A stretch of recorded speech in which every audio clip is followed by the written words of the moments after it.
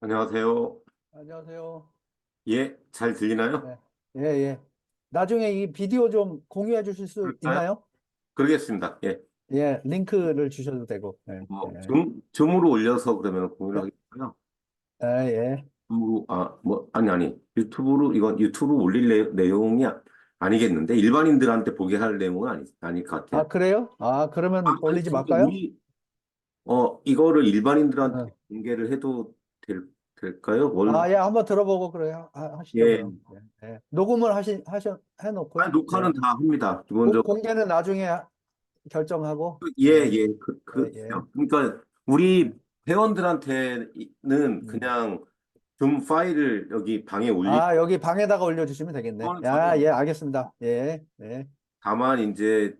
이거를 그 유튜브에 만들어서 모두 공개를 어, 예. 해도 이제 뭐 블록체인과 ESG 관련된 예. 내용이라고 보면은 뭐 예. 근데 뭐 이게 제가 준비를 월드랜드 다워에다가 올리면은 사람들이 많이 보더라고요. 예. 그래요? 그러면은 유튜브로 만들겠습니다. 네네, 알겠습니다. 네. 그래서 혹시 모르니까 우리 이 교수님을 공동 호스트로 일단 제가 진행을 하다가 혹시 뭐 사람 들어왔는데 강의하느라고 네네, 놓치거나 그럴 수도 예, 있으니까 예, 예. 공동 호스트, 예 예, 알겠습니다. 그거는 뭐 참가자 거기서 하는 건가요? 이미 있고요. 그러니까 예, 이제 예. 모둠 속어 이런 거 있고요. 아, 예, 그다음에 알겠습니다. 이제 예, 누가 이렇게 들어오면은 누가 들어왔다 예, 이렇게 뜨거든요. 그럴 예, 때 예. 이제 그때 지금 바로바로 눌러드리면 되겠네요. 시키면 되는데 제가 어디서 강의하다가 세팅하는 거예요, 그거를? 예 그거 어디서 세팅해요? 그 거기 참가자 거기에서 하는 거예요? 사람 이름 이렇게 가면은 점점점 아, 사람 거기서? 점 세 개 누르면은 거기에 아, 알겠습니다. 저도 나중에 이제 그거 좀 예, 써먹어야죠. 예. 아, 그게 알겠습니다. 강의하다 보면은 이제 예, 아무래도 못하고 그다음에 어떤 경우는 이게 강의 녹음을 해야 되는데 예. 혹시 이제 녹음을 까먹고 못할 수도 있고 까먹을 때도 있고. 그러면은 이제 공동 호스트는 녹음을 할 수도 있어요. 그러니까 예. 예. AI 컴패니언은 뭐 하는 거예요? 그것도 써먹으면 좋나요? AI 컴패니언이 뭐죠? 아, 여기 밑에 AI 컴패니언이 있어서 그것도 한번 사용해 보셨나 어, 해서.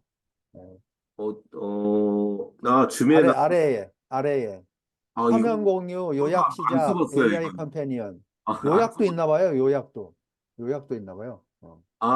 어제 제가 강의하는데 누가 제 음. 거를 저기 요약을 해도 되냐고, 아, 설명해 드는 게 이게 그것 모양이군요. 그럼 이것도 요약하면 되겠네요.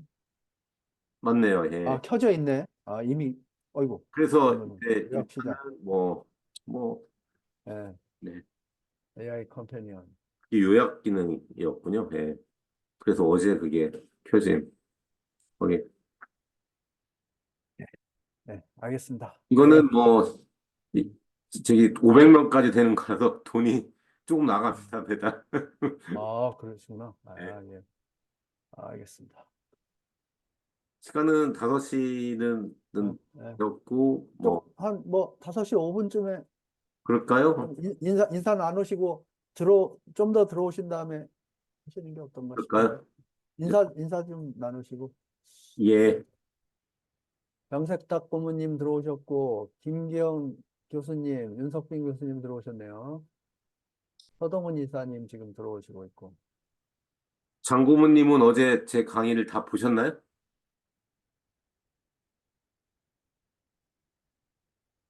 지금 막 들어오고 계시네.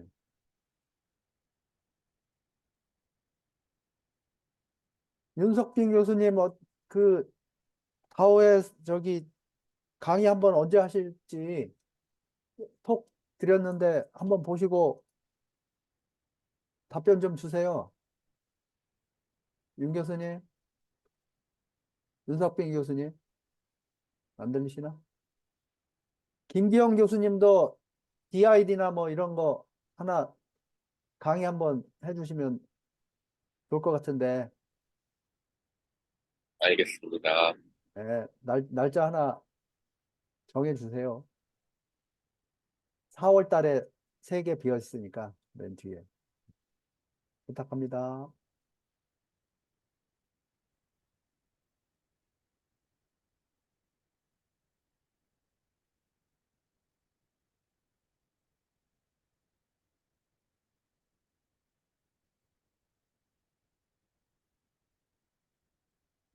인사 좀 나누시고, 예, 5시 5분에 시작하시죠. 네, 5시 예. 5분에. 네. 강사가 인기가 없어서 사람이 좀 적은 것 같습니다. 그래서 아, 그럴 리가요.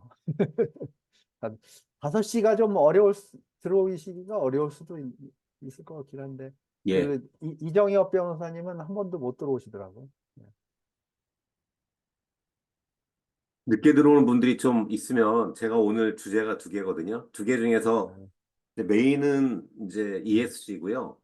네. 어, 그 펀딩 관련된 거는 그냥 음, 12인사이트 그된 거 그냥 쭉 보면 되거든요. 물론 페이지 수는 뭐 이제 100페이지도 넘는데 네. 그거를 다 볼 건 아니고 이제 앞부분에 좀 중요한 내용만 쭈르륵 네. 보면은 5분, 10분이면 제가 이제 네. 커버할 수도 있어요. 네. 그래서 이제 뭐 사람들이 좀 어, 늦게 들어. 우리의 호프 김동환 선생님 오셨네. 안녕하세요. 안녕하세요. 네, 우리의 아, 호프. 네, 안녕하세요. 반갑습니다. 잘 계시죠? 네네. 네. 요새도 유튜브 강의 잘 하시죠? 아, 네, 그러고 있습니다. 예. 사람들 많이 유튜브 듣죠? 네네. 어. 우리도 좀 유튜브 강의도 좀 하고 그래야 되는데. 아, 네, 반갑습니다. 네. 김영준 교수님 들어오시네. 김영준 교수님 들어오시고 계시면. 거 봐요. 이게 인기가 없다 그러는 게 아니잖아요, 지금. 5분을 기다려야 되겠네. 인기 엄청 좋으신데요. 많이 들어오셨는데. 아, 예, 어제는 150명 들었는데, 그러세요? 거기 단톡방이 큰 단톡방인가 봐요. 그러니까 그렇지. 그러니까 이제 그 생성형, 응. 챗GPT 등 이제 그건 뭐, 요약해가지고 제가 쫙 한번 아, 그것도 녹음해서 유튜브에 유튜브 올립니다. 올리셨네? 그거 예, 아, 유튜브에 올렸으니까요. 그거 공유해드릴게요. 예, 예, 우리 예.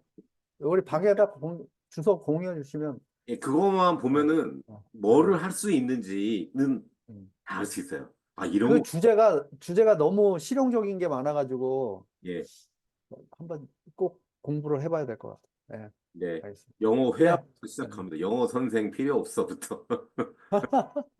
네. 자, 그러면 뭐 5시 5분 됐으니까 이제 우리 송인규 교수님 강의 시작해 주시겠습니다. 네. 네, 박수로 환영해 주십시오. 네. 짝짝짝. 네. 안녕하세요. 네, 네. 반갑습니다. 네.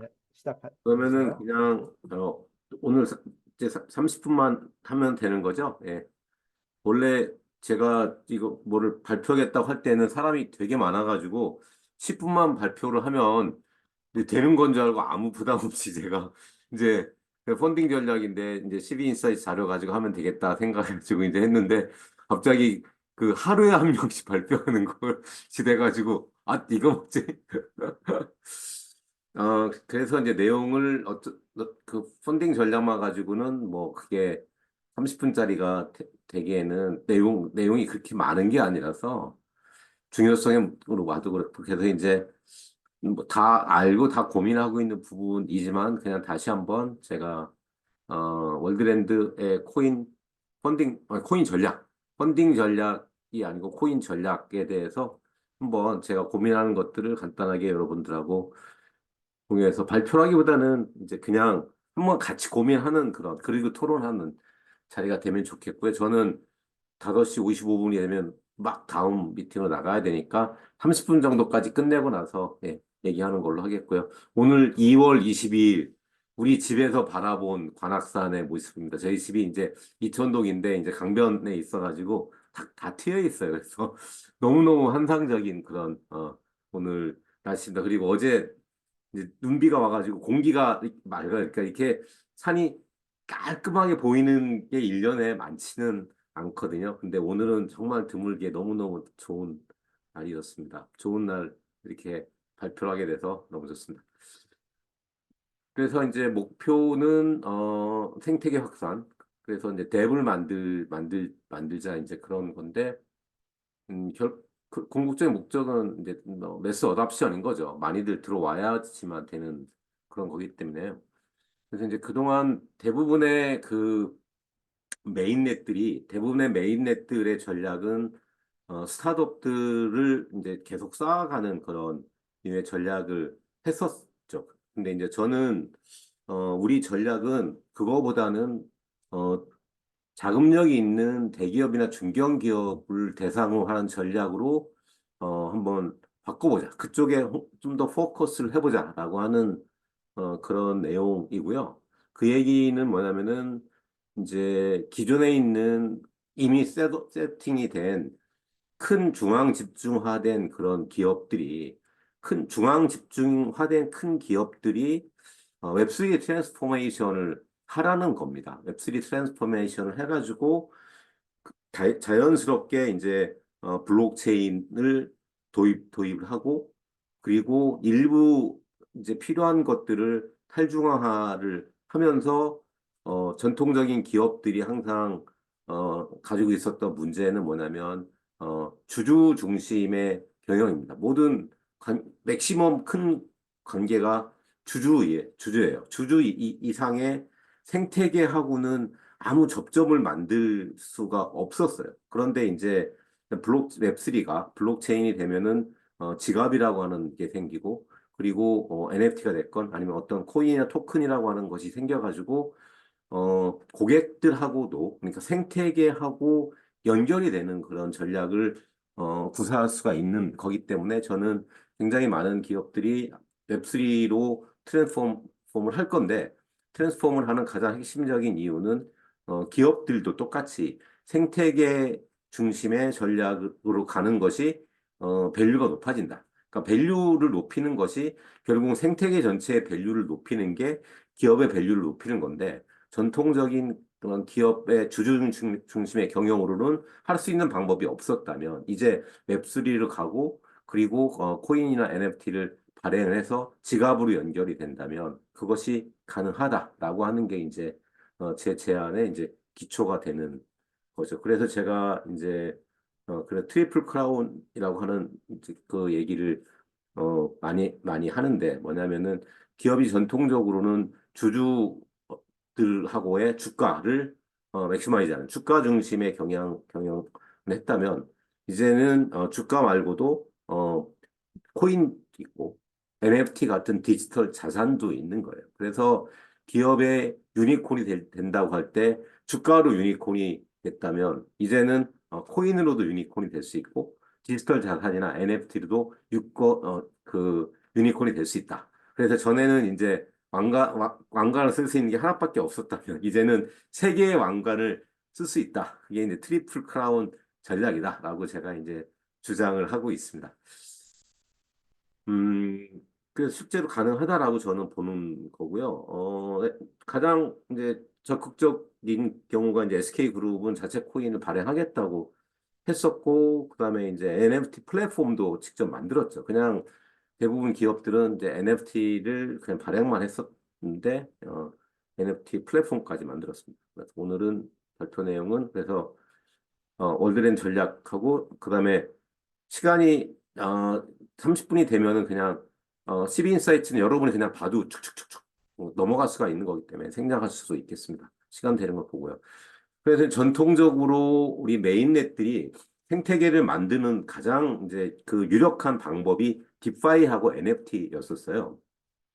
그래서 디파이에 항상 TVL이라고 해가지고 자산을 많이 모으는 거죠. 많이 쌓는 거죠. 이제 그것이 일본의 이제 그 생태계 확산 전략이었었고요. 디파이 전략. 그리고 그 다음에 이제 NFT를 통해 가지고 이제 확산시키는 두 가지 전략이 있었고, 그래서 이제 우리도 지금 만들어 놓은 그런 디파이 모델 같은 것들이 있는데 이거를 누구랑 어떻게 제휴를 해서 사업을 할까를 고민할 때, 저는 증권회사 같은 데하고도 얘기할 수가 있을 거다라고 생각을 하는 거고요. 그렇지만 증권회사가 직접 운영할 가능성이 많다고 생각하진 않아요. 증권회사는 아마도 이제 어떤 스타트업에 투자를 하는 방식으로 진행을 할 가능성이 좀 더 많을 겁니다. 근본적으로는 그 증권회사가 디파이 비즈니스를 할까라고 하는 거에 대해서 이제 저도 고민해봤는데, 디파이하고 이제 뭐 증권회사의 중앙 집중화된 비즈니스하고 이게 어느 정도 그 카니발라이제이션의 이슈가 있을 것이냐라고 하는 그런 것 이제 이슈가 있는데, 뭐 일정 부분은 카니발라이제이션이 있을 수가 있고요. 근데 장기적으로, 단기적으로는 지금은 시장이 많이 나누어져 있는 것이 현실이죠. 지금은 코인 시장하고 전통의 투자 자산하고 완전히 시장이 나눠져 있고, 그래서 디파이 시장은 전통 금융의 시장으로 지금은 들어갈 수가 없게 되어 있는 거고, 디파이는 지금 코인만 가능한 시장이기 때문에 굉장히 뉴 마켓이죠. 완전히 뉴 마켓이니까 지금은 그런 이슈는 전혀 없는 거고, 그리고 결국은 이 시장이 통합이 된다고 보면은 증권회사 입장에서 이제 탈중화된 방식으로 해서 이쪽 시장에 들어와서 세파이가 되는 거죠. 그러니까 지금 빗썸이나 어피트가 하는 비즈니스가 디파이 비즈니스가 아니잖아요. 세파이라고 하는 비즈니스고 전통 금융기관이 하는 똑같은 방식에다가 코인을 얹는 거에 지나지 않기 때문에 사실은 이 비즈니스를 제일 잘할 수 있는 데가 저는 전통 증권회사가 이 시장에 들어오면은 과연 어피트와 빗썸이 어떻게 될까? 어, 과연 살아남을 수 있을까라고 하는 생각을 해요. 그래서 어쨌든 우리의 고객이 증권회사가 디파이 고객이 될 수가 있다라고 하는 거고요. 뭐 NFT는 그야말로 그 굉장히 많은 기업들이 어, 시도를 했습니다. 그래서 가장 이제 인발먼트가 컸었던 것이 이제 SKT 같이 자기 독자적인 플랫폼을 만드는 데가 있고, 뭐 스타벅스 같은 경우에 뭐 이제 NFT를 발행을 하고 NFT 비즈니스 굉장히 적극적으로 하려고 하는 노력을 끊임없이 하고 있고, 웬만한 명품 회사들 다 NFT 발행을 했었고요. 우리나라에서 NFT를 이렇게 발행했던 기업들이 굉장히 많습니다. 지금은 물론 이제 NFT 시장 전체가 죽으면서 지금은 좀 죽었지만은 어쨌든 기업 입장에서는 NFT를 발행하고 그러면서 그 고객들 한정된 고객들이죠. 어떤 이벤트를 하기 위해서 NFT를 발행하고 그래서 한정된 고객들이지만은 그 고객들한테 NFT를 써주고 모여서 어떤 이벤트를 하고 이런 새로운 방식의 마케팅 툴로 유력하게 사용이 되었는데 이제 이런 것들은 앞으로도 계속될 수가 있을 거다라고 하는 거고요. 그리고 이제 STO가 이제 우리나라 입장에서 볼 때는 그 어떤 것보다도 빨리 법제화가 될 겁니다. 그래서 제가 이제 윤창현 의원하고 가까우니까 이제 뭐 지금은 이제 뭐 재선 때문에 좀 바쁘지만은 어쨌든 윤창현 의원이 제일 앞장서 가지고 토큰 증권이라고 하는 법을 기존에 있는 자본시장법을 바꿔서 만드는데 앞장서고 있어요. 그래서 이게 뭔가 법제화가 된다고 할 때 이 토큰 증권이 제일 먼저 법제화가 될 겁니다. 그래서 이제 이런 거를 보면은 우리나라 증권회사들이 뭐 이제 컨소시엄을 만들었어요. 그것도 큰 증권회사들 KBC나 이제 이거를 만든 이제 가장 큰 목적이 어 STO 시장을 이제 놓치지 않겠다라고 하는 건데요. 근데 현실적으로는 지금 당장 벌어질 것들은 예, STO 굉장히 무슨 신기루인 것 같고 무슨 도깨비 방망이처럼 근데 본질은 뭐냐면 STO라고 말은 붙여놨지만 금융당국 입장에서는 증권이에요. 금융당국 입장에서는 어, 증권인데 토큰 증권이라는 이름을 붙여져 가지고 커다랗게 보면은 여전히 자본시장법의 범주에서 이거를 규제하겠다는 겁니다. 그런데 니들은 좀 쉽게 해준다.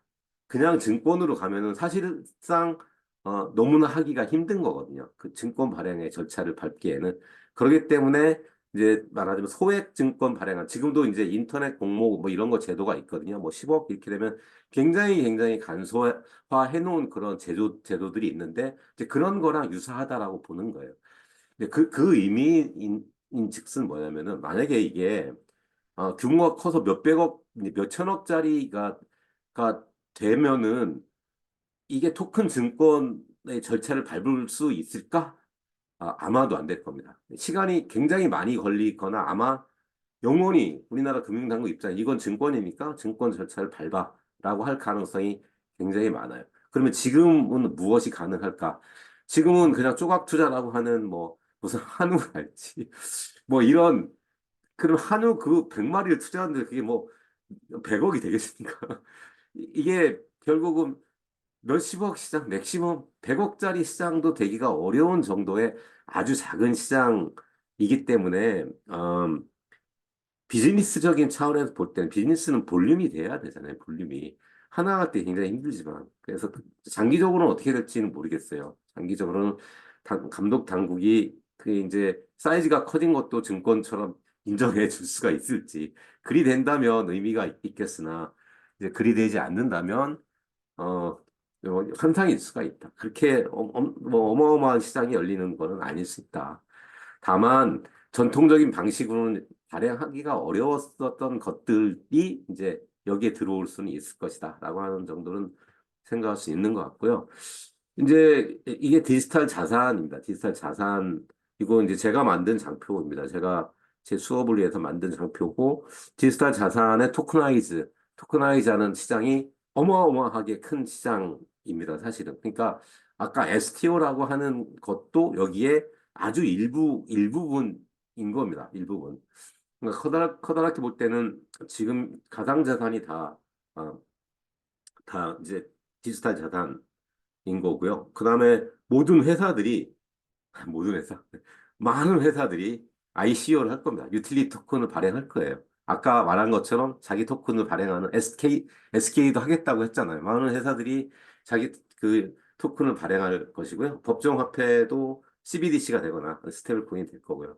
증권, 실물자산, 부동산, 뭐 귀금속, 뭐 이런 모든 종류의 컨텐츠 우리가 알고 있는 뭐 그게 영화가 될 수도 있고요. 그림 같은 것이 될 수도 있고요. 글이 될 수도 있고요.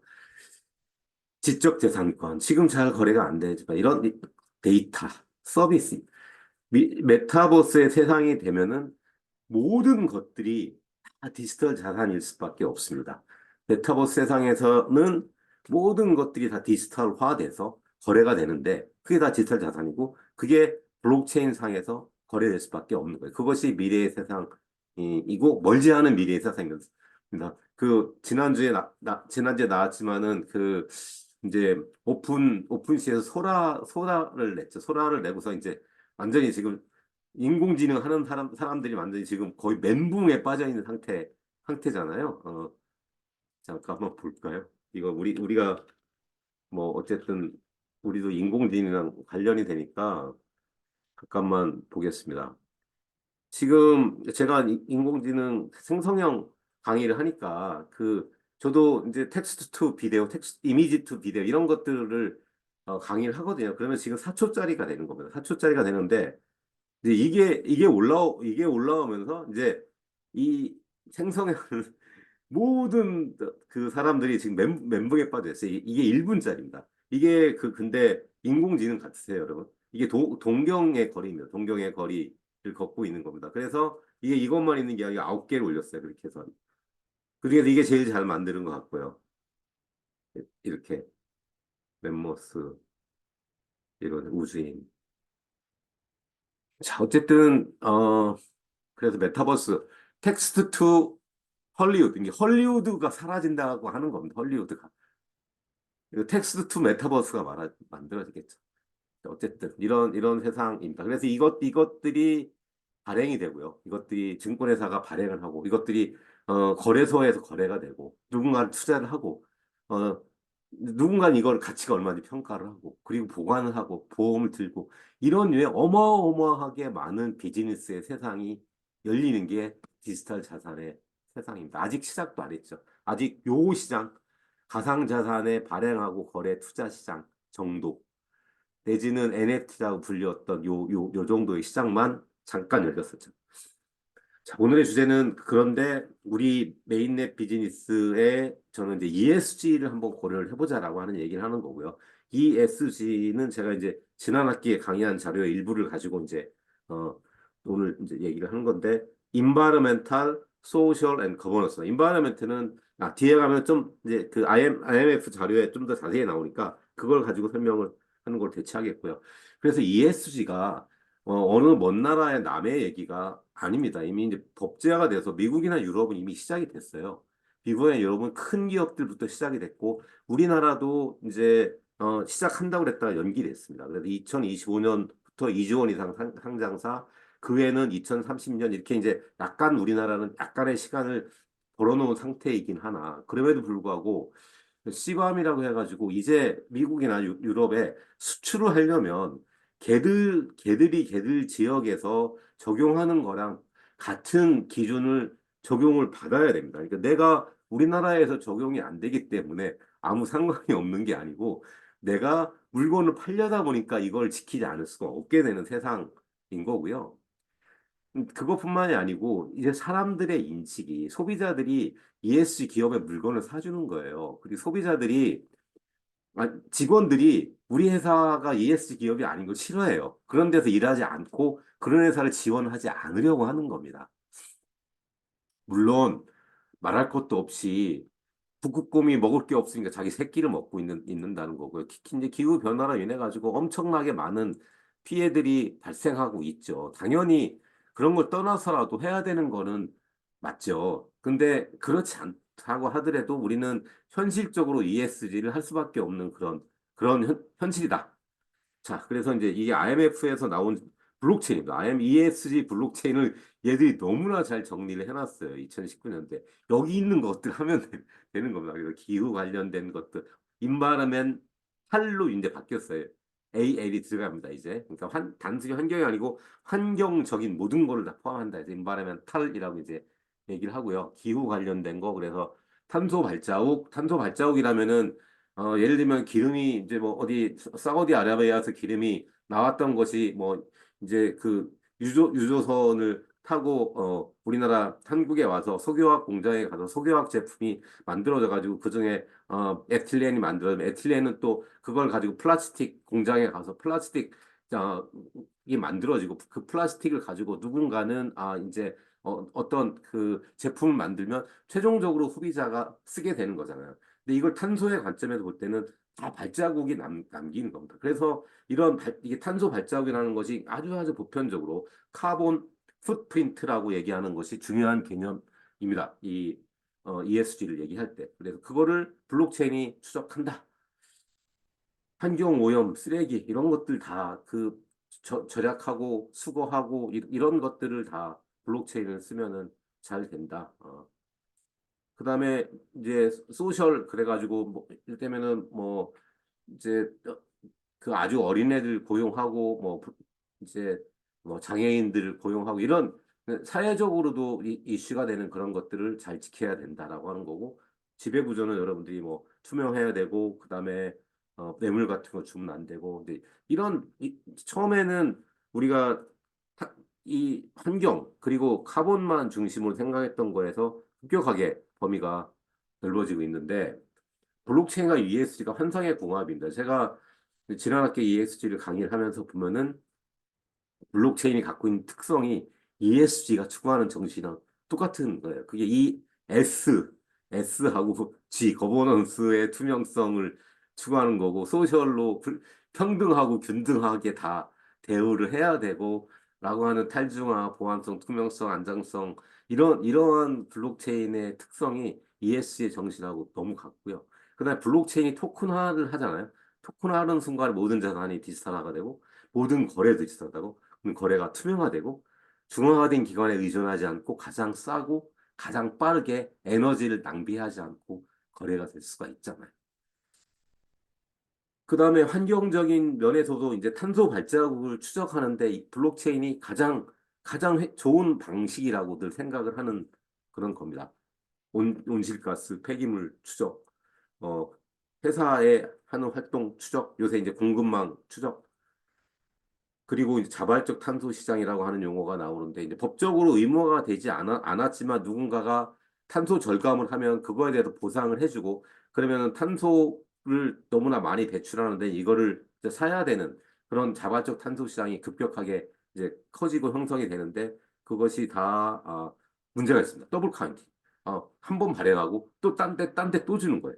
이런 것들을 막는데 블록체인이 쓰이는 겁니다. 그래서 이제 사례들인데요. 뭐 사례들이 이제 사례들이 아쉬움은 뭐냐면 아직 그냥 폭발적으로 해가지고 정말 대박 성공이란 프로젝트는 없어요. 그냥 블록체인이 좋은 일을 하는데 이렇게 쓰인다. 그런데 아직은 정착이나 안착이 된 프로젝트는 없어요. 그러니까 제가 사례를 되게 빨리 넘어갈 텐데 그냥 이런 거에도 가능하다라고 하는 걸 우리는 보고서 최종적으로는 우리는 그러면 ESG 어떤 부분을 할까라고 하는 거를 이제 고민하면 좋을 것 같습니다. 그래서 이게 플라스틱 뱅크입니다. IBM 프로젝트가 당연히 수거하면 코인 준다고 그런 개념인 거고요. 푸트러스트가 IBM이 제일 먼저 한 거죠. 그러니까 제일 그 농장에서 소고기 자라는 것부터 마지막 순간에 식탁에 올라갈 때까지의 모든 과정을 추적을 해가지고 어디서 문제가 생겼는지를 파악을 하겠다라고 하는 겁니다. 이게 이제 프로브런스라고 하는 겁니다. 그다음에 이제 이런 코발트나 이런 많은 광물 아니면은 그 저개발 국가의 저임 청소년 착취 노동 같은 거를 근절을 한다라고 얘기를 하는 거고 IBM이 이제 그 정말 역심 그러니까 굉장히 어마어마하게 큰 프로젝트를 이게 선언을 했었는데 그게 2018년 19년 그때예요.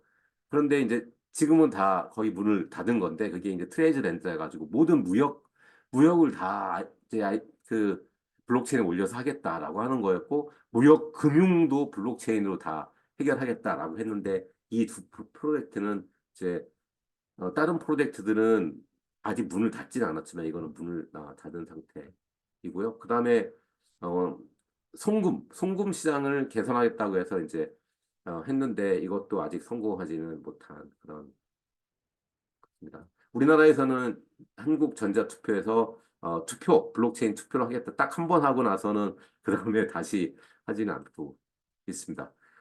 이제 지금은 이제부터 논문 몇 개가 이제 소개가 되는데 이게 그 그러니까 아까 예를 들자면은 아까 우리가 IBM에서 나온 푸트러스트 했잖아요. 그럼 거기 이제 뭐 소한테 칩을 박거나 소고기에다 칩을 박은 상태에서 이렇게 간다 이런 개념입니다. 그 칩하고 그다음에 이제 그 GPS까지 해가지고 계속 과정을 추적을 하겠다. IEEE면 우리 우리 이흥로 교수님, 이흥로 대표님이 편집위원으로 있는 세계적으로 유명한 때 이제 나왔던 논문입니다. 이제 그 세부적으로 어떻게 할 것인지 어, 내용이고요.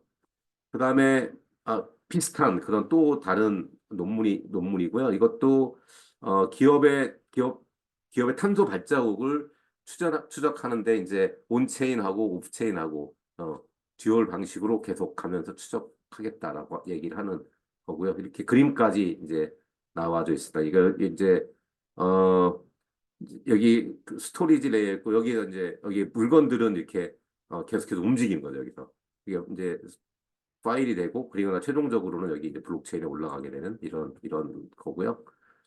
그다음에 또 하나 블록체인 임플리멘테이션에서 이 카본 풋프린트 이것도 이제 비슷한 류의 카본 풋프린트의 프로젝트입니다.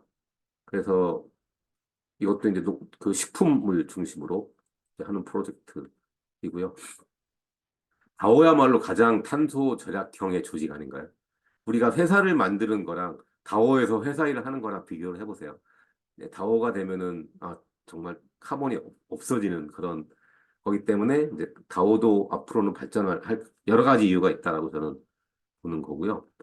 이거는 이제 제가 컨퍼런스 할 때 그때 이용미 교수님 프로젝트 발표를 했었는데 모핑아이에서 발표한 자료인데 그게 NFT ESG NFT 자료입니다. 그래서 열대 우림을 기반으로 NFT를 발행해서 사고 파는 그런 프로젝트인 거고 그다음에 이제 그 산림을 갖고 있는 사람이 산림을 훼손하지 않고 생물 다양성을 지키면 거기에 대해서 보상을 해주는 그런 프로젝트인 거고 패션 또한 그 버려지는 옷이 너무나 많잖아요.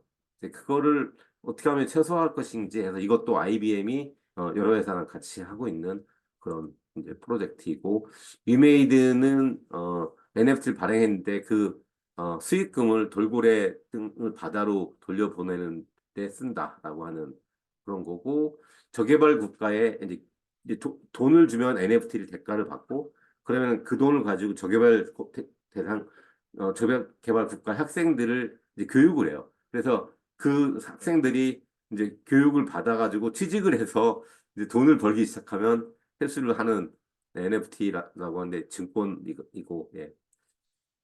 그다음에 발달 장애인들이 그린 그림을 NFT로 발행해서 거래하는 프로젝트도 있었고, 비슷합니다. 이것도 발달 장애인 프로젝트, 아트 프로젝트가 있었고, 네, 이거는 에코 NFT라고 했는데 뭐 내용은 왜 에코인지는 잘은 모르겠습니다. 음, 그래서 이제 ESG가 뜨면서 결국은 탄소를 아무리 절감하려고 해도 포스코가 그거를 넷 제로를 만들 수가 있네. 그러니까 탄소 중립을 만들 수가 없어요. 너무나 많은 기업들, 너무나 많은 조직. 그런 경우에는 이제 누구한텐가 탄소 배출권을 사야 되는 겁니다. 탄소 배출권을 사야 되는데 그게 이제 강제화된 그런 시장에서 의무적으로 지켜야 되는 기업들끼리만 거래를 해가지고는 해결이 안 되기 때문에 자발적인 시장이 생기는 거예요. 자발적인 시장은 나는 의무적으로 탄소를 감축해야 될 필요가 없는데 자발적으로 감축을 해요. 그럼 그런 경우에 어떡하지? 그럼 누군가가 거기에 대해서 탄소 배출권을 인정하고 주는 거예요. 그러면은 이쪽에 의무적으로 이제 이게 지켜야 되는 회사가 이걸 할 수도 있는 겁니다. 그래서 이제 그 법제화된 의무화된 시장으로만 다 해결이 안 되기 때문에 자발적인 탄소 시장이 급격하게 성장을 하고 있습니다. 지금 그렇게 될 수밖에는 없는 거죠. 눈에 굉장히 보이게 성장할 수밖에 없고 성장하고 있는 시장인데 이 시장에서 문제점이 아까 이제 더블 카운팅 이런 투명하지 않고 검증을 해야 되고 기록을 해서 더블 카운팅이 되지 않게 발급이 돼요. 한 번 발급했는데 똑같은 프로젝트를 가지고 또 딴 사람한테 주면 안 될 거잖아요. 그렇기 때문에 이거를 블록체인으로 해가지고 해결해야 된다라고 하는 그런 니즈가 있는 겁니다. 그래서 이제 굉장히 많은 국가들이 이제 넷제로를 발표를 한 거고요. 이제 우리나라는 2050년에 넷제로입니다. 가장 이제 늦게 하는 나라가 중국이나 뭐 인도 같은 나라가 2070년에 하겠다고 하는 거고요. 그래서 사실 그 법적으로 의무화되어 있는 건 아니지만 국제사회에서 약속을 한 거기 때문에 이제 지키는 겁니다. 그래서 이제 이게 그 탄소 배출권이라고 하는 거의 개념이 뭐냐면 탄소를 이렇게 좀 아끼는 것이 아니고 신재생 에너지처럼 탄소가 안 생기는 것도 아니고 이거는 탄소를 흡수하는 그런 겁니다. 예를 들면은 나무가 탄소를 흡수하는 거잖아요. 그다음에 농작물의 방식에 따라 가지고 탄소를 흡수하는 그런 것들이 있는 겁니다. 거기서 이제 탄소 배출권이 발생이 되는 거죠. 그래서 이제 가장 유명한 프로젝트가 클리마다오라고 하는 프로젝트예요. 굉장히 많은 다양한 프로젝트에서 탄소 배출권이 나오면 그거를 검증을 하고서 이거를 이제 클리마다오에 다 담아요. 굉장히 많은 것들이 풀로 담기게 돼요. 풀로 담기면 개별 자산에 대해서 NFT를 발행하는 게 아니고 이 풀에 담긴 걸 가지고 이제 NFT가 발행이 됐습니다. 불행하게도 프로젝트는 성공을 하지 못해가지고 이제 이 클리마 다오라고 하는 코인의 가격은 거의 0인 상태가 지속이 되고 있습니다. 자, 그리고 이제 자칭 ESG 코인이 있어요. 헤데라 해시그래프입니다. 자칭 ESG 코인 헤데라 해시그래프. 어, 제가 그 2019년도에 그 비캡탈리스트 할 때 제 수업에 와서 발표를 했어요. 예, 저기 외국인이었는데 예. 그래서 이제 얘들이 지금 홈페이지를 들어가 보면은 이렇게 자기네들이 ESG 코인이라고 하는 거를 이렇게 자랑을 하고 있습니다. 그 Sustainability라고 하는 Asset Verification and Tokenization on the Public Ledger라고 나오잖아요. 그러니까 자기네들 그 블록체인을 이용해 가지고 Sustainability Asset이라고 하는 게 아까 말한 것처럼 탄소 배출권 등등의 ESG랑 관련된 여러 가지 종류의 자산을 검증하고 베리피케이션하고 토크나이제이션을 해서 그러니까 이중 발행을 하지 않겠다. 이런 모든 것이 여기 다 이제 들어가 있는 거죠. 지금 시가총액은 제가 네, 그래서 약 3 빌리언 정도 되는 시총 30이 정도 되는 그런 메인넷입니다. 퍼스트 레이어의 메인넷입니다. 가격은 뭐 크게 오르지는 않았어요. 최근에 뭐 때문인지 약간 올랐던 거 말고는 없습니다. 이제 그 이제 블록체인을 ESG를 할 때 늘 비판을 받았던 게 이제 POW 같은 경우에 에너지를 너무 많이 소모하는 게 아니냐라고 하는 거에 대한 비판을 받았고, 근데 우리 월드랜드는 그 문제를 근본적으로 해결했다는 것이 큰 경쟁력이기도 하죠. 그래서 이제 이런 것들 여러 가지를 얘기를 했는데 이런 것들에 대한 마케팅으로 제일 좋은 방법으로 저는 이제 CEO 과정을 만들면 좋겠다. 이제 지스트에서 CEO 과정을 만들면 CEO 과정에서 이제 우리가 계속 무엇인가를 얘기를 하면서 웹3를 하게 만드는 거죠. 그게 뭐, 디파이류의 비즈니스를 하는 거건, NFT를 하는 거건, 아니면은 디지털 자산이랑 관련된 발행이건, STO가 됐건, 지금 나와 있는 ESG가 됐건. 사실은 특히 ESG를 갔을 때는 피할 수 있는 기업은 하나도 없다라고 이제 볼 수 있습니다. 그래서 ESG가 이제 강력한 마케팅 툴이 될 수도 있다라고 생각을 하는 겁니다. 그래서 많은 기업들이 이런 여러 가지를 담았을 때 이제 필요로 할 거다라고 생각을 하는 겁니다. 그래서 AI 블록체인과 앱3 디지털 자산 ESG를 메인 주제로 하는 CEO 과정을 통해 가지고 우리 파트너들을 어, 스타트업과 얘기하지 말자. 돈이 많은 데를 웹3 트랜스폼을 하면서 우리 블록체인을 쓰게 하자라고 하는 겁니다. 자, 40분이 됐어요. 딥파이를 아주 짧게 제가 5분 만에 딥파이를 마치도록 하겠습니다.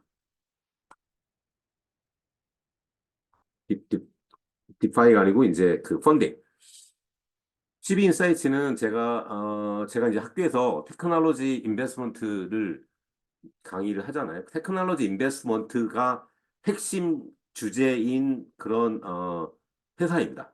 그래서 고객들은 다 투자자들이에요. 다 투자자들. 그리고 특히나 테크놀로지랑 관련된 투자자들입니다. 그래서 제가 제일 많이 애용하고 있는 그런 자료인데 비싸요. 그래서 유료로 들을 수가 없어서 제가 이제 아이디를 바꿔가면서 계속 썼는데 이제 어느 정도 지나고 나니까 공짜를 받을 수가 없어요. 2022년 이게 나온 거는 2023년 2월 달에 나왔습니다. 그래서 2022년 자료가 나온 거고 이제 나올 때가 됐는데 지금 이제 나와야지만이 작년 자료가 되는데 아직 안 나왔어요. 그래서 어쩔 수 없이 이제 1년 전에 그게 그나마라도 그 어떤 자료에도 이런 게 없기 때문에 그나마라도 가장 최근의 자료라고 볼 수밖에는 없습니다. 그래서 이제 뭐 전체적으로 볼 때는 펀딩 규모가 뭐 26 빌리언 정도가 됐다. 그리고 이제 1년 전이랑 쿼터 바이 쿼터로는 이제 2022년도가 여러분들이 다 알겠지만 테라루나 FTX가 있었던 해입니다. 그렇기 때문에 최악의 시장 상황이었었던 해죠. 네. 이제 그것이 드러나는 게 이제 이렇게 연도별로는 되게 늘었어요. 2021년도에 비해서. 그럼에도 불구하고 늘었지만 이제 이게 그 2, 3, 4분기에 급격하게 감소하는 이유가 테라루나 그다음에 FTX 사태 때문입니다. 지역별로는 거의 미국, 유럽, 아시아가 비슷하게 펀딩이 됐었다라고 하는 거를 알 수 있고 이제 VC가 어쨌든 중요한 투자자다. 딜 사이즈가 평균이 1,600만 불입니다. 미디안이 4 빌리언, 미디안이 50억이에요. 우리 10억도 펀딩을 못 하고 있는데 참. 이게 유럽 그다음에 이제 누가 어느 정도 크기의 그 투자를 하는지 그래서 투자자들이 엔젤도 있고 자산운용사, 기업이 만든 창투사, 기업이 직접 프라이빗 에코디 창투사 이렇게 투자자 풀이 많아요. 너무너무 부럽죠. 우리는 아무도 없잖아요, 사실. 1억 불이 넘는 데도 있습니다. 우리 10억도 펀딩이 안 되는데 1,300억짜리 딜 하나가 그게 메가라운드라고 불리는 건데 메가라운드는 좀 줄어들었는데 메가라운드가 다 아시아 지역에서 있었다라고 하는 거를 이제 보여주는 겁니다. 그래서 어, 가장 사이즈가 컸었던 딜을 보여주는 거예요. 에임버라고 하는 게 펜브씨가 투자한 게 시리즈 C 3억 불, 메터랩스 2억 불, 카포가 뭐 1억 8천, 유니스왑이 1억 6천 이렇게 해서 여기 펜브씨, 블록체인 캐피탈, 폴리체인, 뭐 우리가 안데르센 호로이츠 이렇게 우리가 투자자는 좀 들어본 이름들이 있죠. 여기 리플도 있습니다. 투자자에. 자, 이것도 참 놀라운 일입니다. 이렇게 얼리 스테이지 투자가 80%예요. 그러니까 우리 같은 회사에 투자하는 거예요. 그러니까 시리즈 A, B에만 개수로 볼 때는 얼리 스테이지 투자가 80%인 거예요. 자, 그래서 이제 얼리 스테이지 시드 엔젤 딜 중에서 아까는 이제 그 딜 사이즈만 봤는데 뭐 여기 이름이 나오는데 아는 이름은 여기는 이제 없죠. 근데 투자자들은 우리가 아까 나왔었던 거랑 크게 다르지는 않죠. 그다음에 이제 이거 시리즈 A 투자 어디다 했는지가 나오는 거고요. 그다음에 시리즈 B 유니스왑이 여기 지금 이제 나오고 있는 거고 시리즈 C가 이제 아까 나왔던 큰 것들 에임버, 베터, 카퍼에서 3억 불, 2억 불 뭐 정도 되는 그다음에 이제 유니콘이 어디가 있었는지를 이렇게 한번 보면은 립불, 블록체인닷컴, 밸류에이션으로 립불이 15. 그래서 우리가 뭐 아는 오픈시도 여기 나오고요. 쿠코인도 나오고, 채널리시스 뭐 이렇게 우리가 아는 이름들이 나오고 이게 더 8억 8빌리언 그러니까 약 10조가 넘는 리플 같은 경우는 이제 뭐약 20조 정도 되는 그런 밸류에이션인 거고 엑싯은 이제 M&A로 많이 엑싯을 한다라고 하는 거를 알 수 있습니다. 네. 그래서 누가 인베스터냐? 탑 인베스터. 코인베이스가 제일 많이 투자를 하고 있고 CVC 이제 전체 다 터트려서 폴리체인은 자산운용사 그다음에 서클 우리 알고 있는 서클이 있고요. 그다음에 FTX가 이제 그 해에 망했지만 어쨌든 워낙 초창기에 열심히 투자를 했고 폴리곤이 있고 솔라나 그러니까 우리의 경쟁사들입니다. 이런 데들이 그 메인넷이 이 돈을 이렇게 많이 가지고 쏘고 있다는 거를 알 수가 있죠.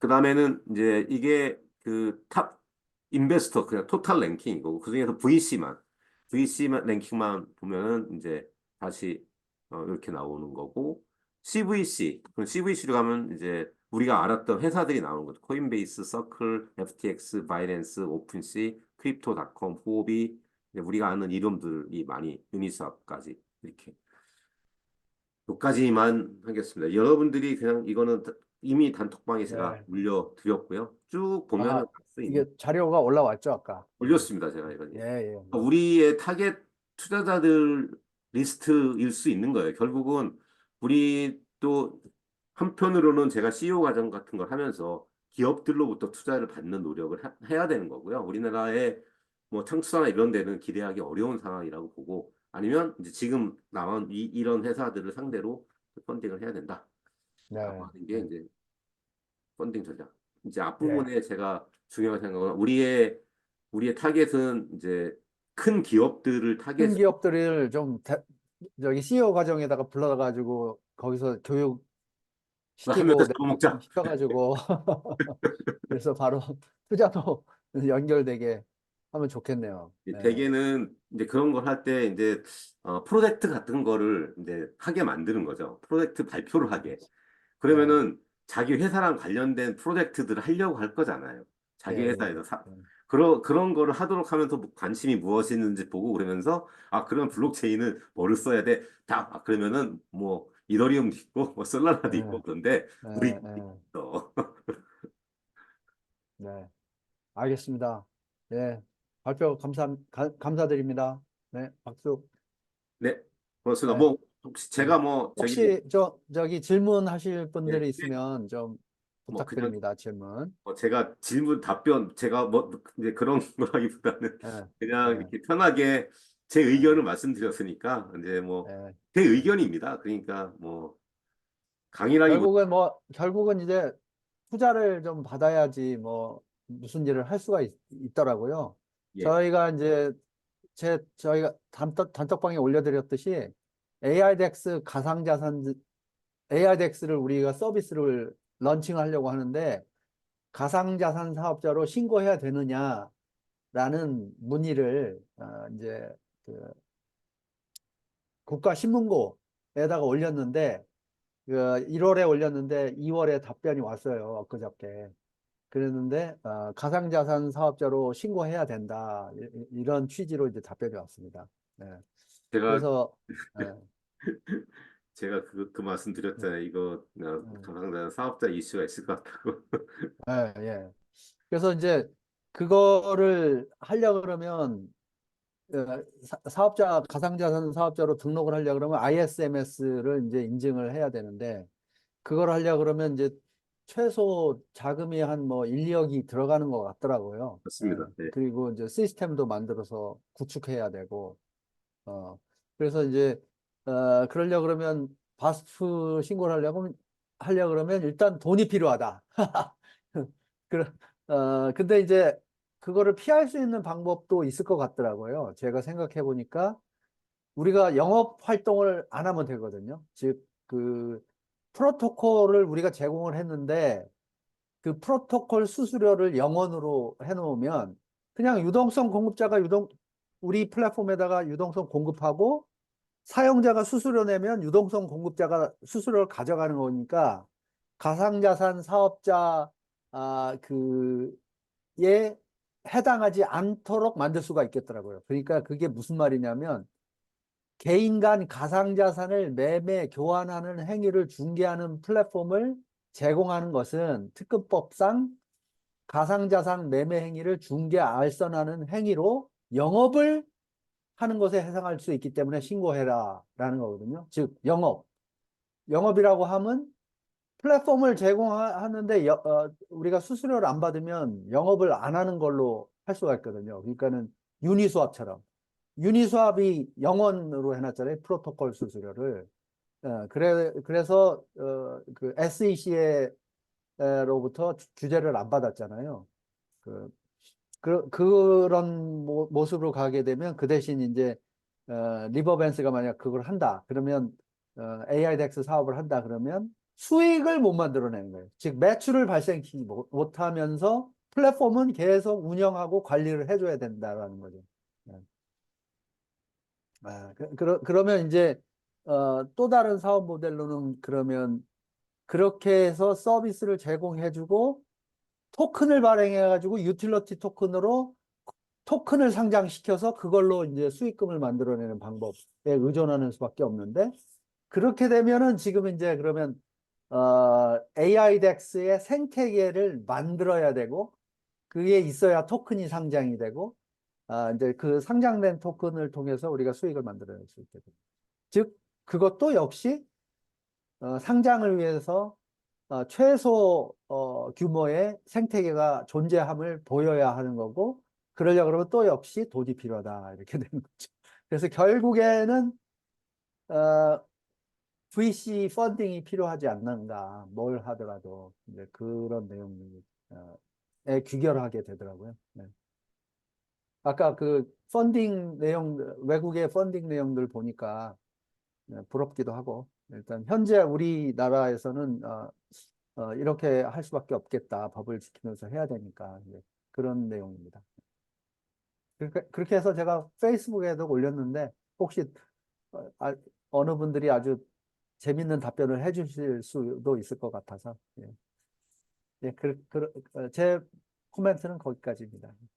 혹시 다른 분들 질문이나 코멘트나 뭐 이렇게 해주시면 좋겠습니다.